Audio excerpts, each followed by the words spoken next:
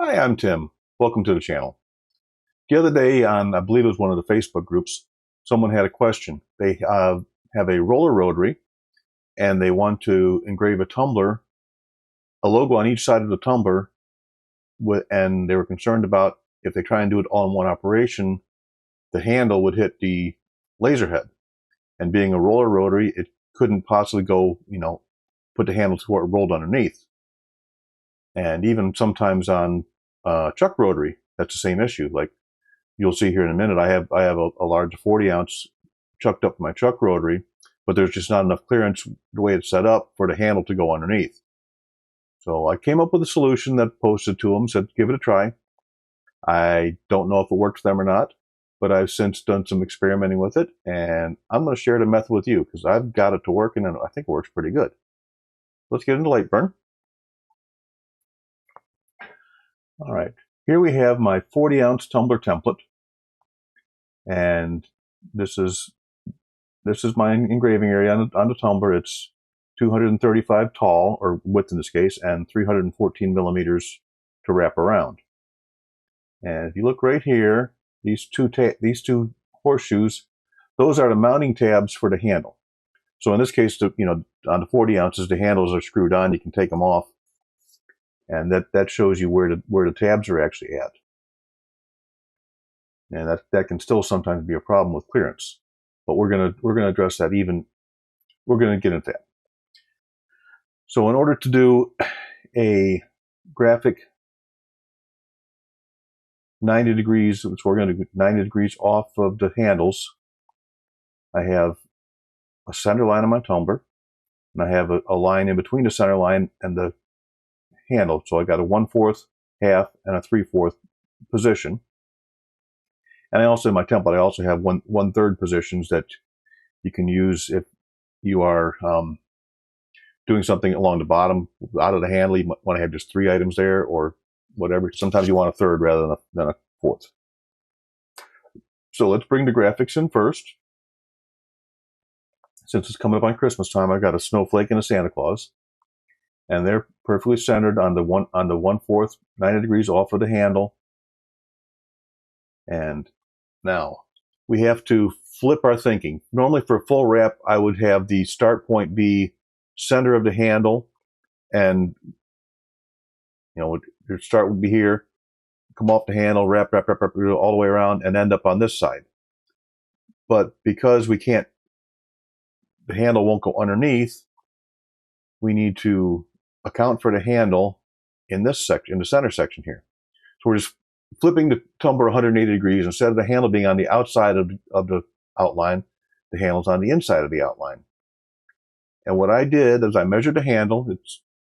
It's about 25 millimeters in this case, but I had to leave enough clearance for the laser head to pass by without any chance of it hitting it. This is how I determined how much clearance I need for my laser head. This mark is center of the handle. I'm going to run that back out of the way, run the laser head over.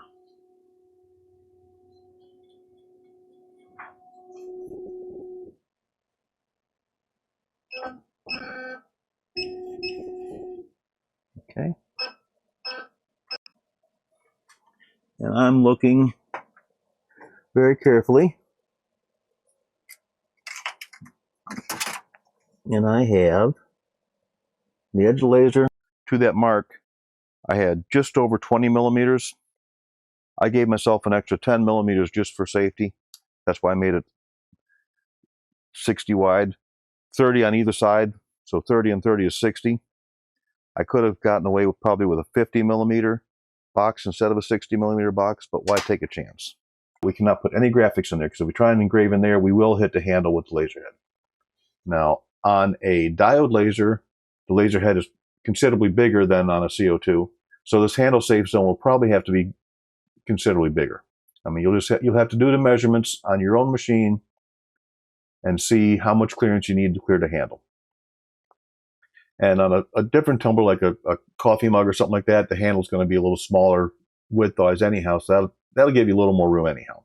But you have to make sure that you are putting no graphics inside this safe zone, if you will.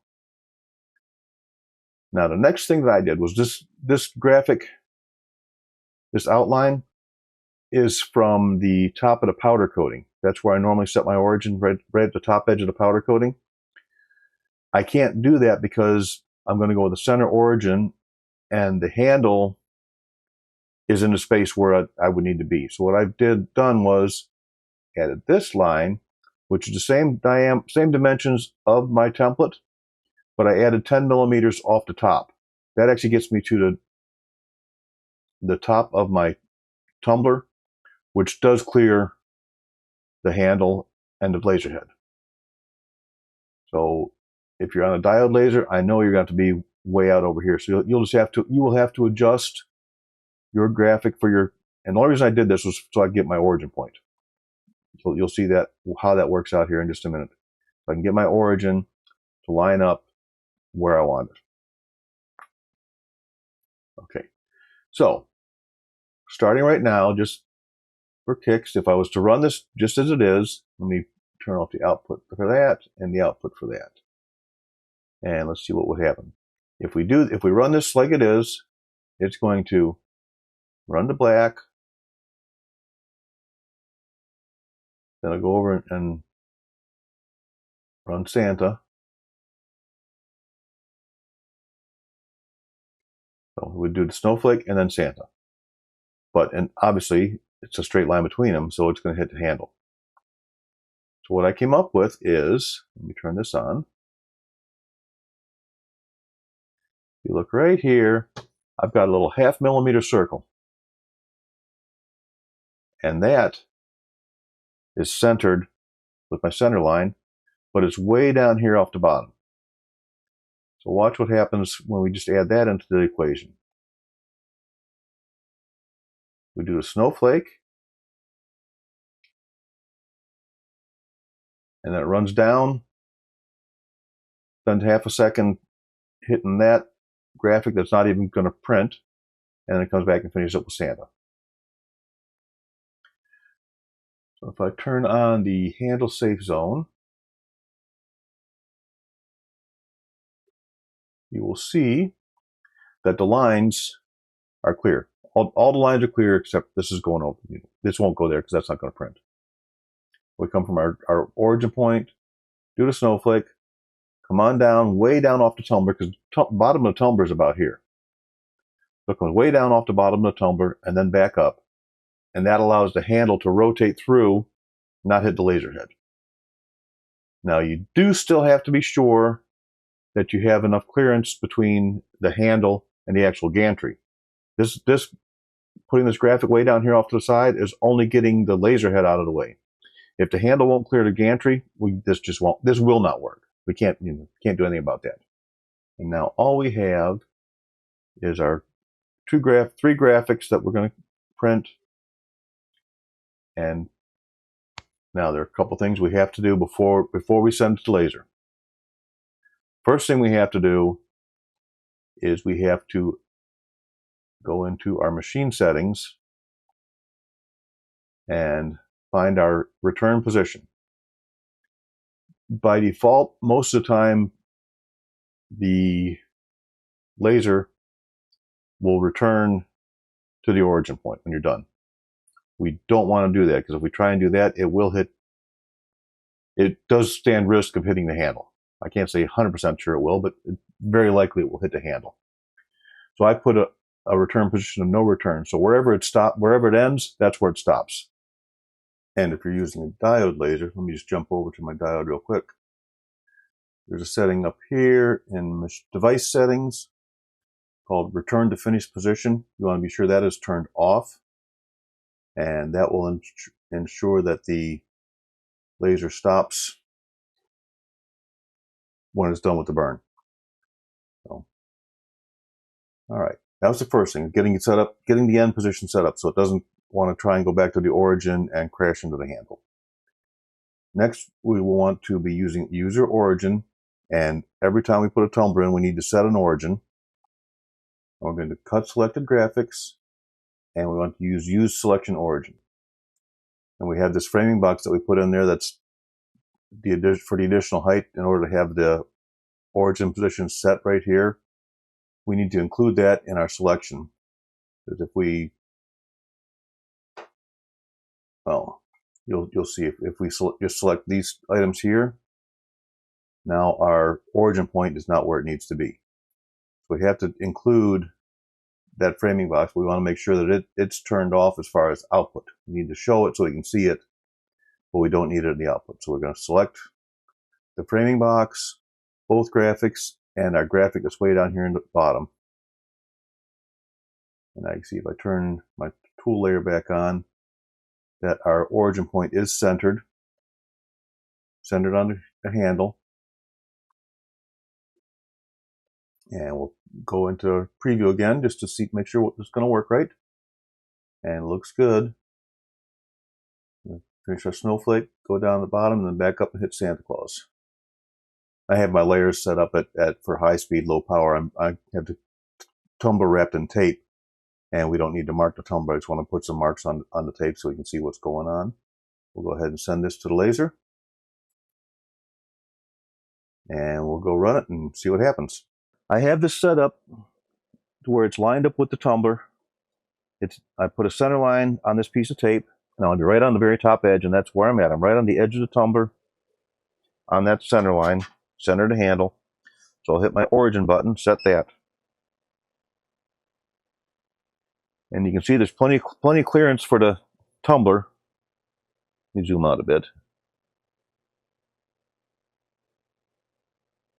There's plenty of clearance for the tumbler to come here and not hit the gantry, but it will certainly hit laser head there.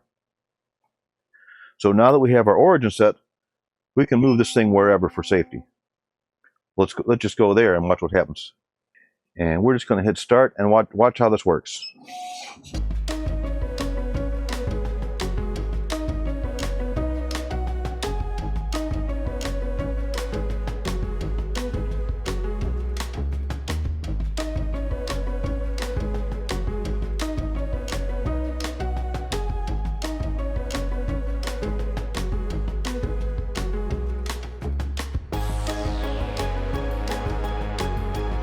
As it comes to the end of the snowflake, now it's going to run down off the tumbler and allow the handle to rotate through.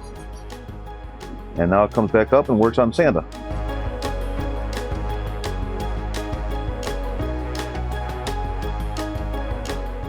And when it's finished, it just stayed where it was at. So now we can take the controls and move the laser out of the way. And take the tumbler off. And you can see we got a little snowflake there. And Santa, I had him on, didn't have the settings correct there, but you saw where it was burning this area, and it just didn't. It got out of the way, cleared the tumbler, cleared the handle, came back. So then to do the next tumbler, we just do the same thing over and over again. Now that everything's moved, let's run this laser head before we can get to our line. And I need to just get it adjusted to where it's right where I want it. And then hit our origin button, because the origin's in a different position now. So every time you pull the tumbler out, you'll need to rehit a new origin. Get it lined up, hit the origin, and then we can load the file again and move it to a safe position and hit start, and it just goes again. I thought this was kind of an ingenious solution to a problem. You know, this will work with the roller rotary. It will work with a truck rotary like you just saw. The main thing is you have to make sure that the graphic is your little dot is far enough down. And you could, if you wanted to, in fact, let me just jump back over here. You could make two of them and have one over here and one over there. And what that would do for you then is that would actually make the lines farther out to lessen your chance of hitting the edge of the handle with the head when you're coming in there. The main thing is, in my mind, test it before you actually go live with it. You know, just put a similar sized tumbler without a handle in there, and use tape and mark where the handle sits, and just test it and see if it looks like it's going to work properly for you. I did that. I put just a 30 ounce that's about the same diameter. I put some tape on it, marked where the handle is, set it up, adjusted it, and ran the file that way, and it worked great. So that's why I got to working with the actual tumbler with the handle on it. It's certainly easier to do this with just a little bit of forethought than to do one graphic, stop everything, flip the tumbler over, try and get it lined back up. That's what I think is the hardest part, especially on a roller, is if you're trying to get your handle perfectly perpendicular for your start point. It can be difficult. Whereas here you're still using the handle, the center of the handle, as a reference. Just like if I do it for a full wrap with the handle removed, I still use the center of the handle as a reference. Let me know what you think about this. If you've used it and it worked for you, leave a comment, say, hey, good job. Or just you tried it and couldn't figure it out, it's just too difficult. Go ahead and like the video, please. Subscribe to my channel. Lots more Lightburn stuff coming. And we'll see you next time.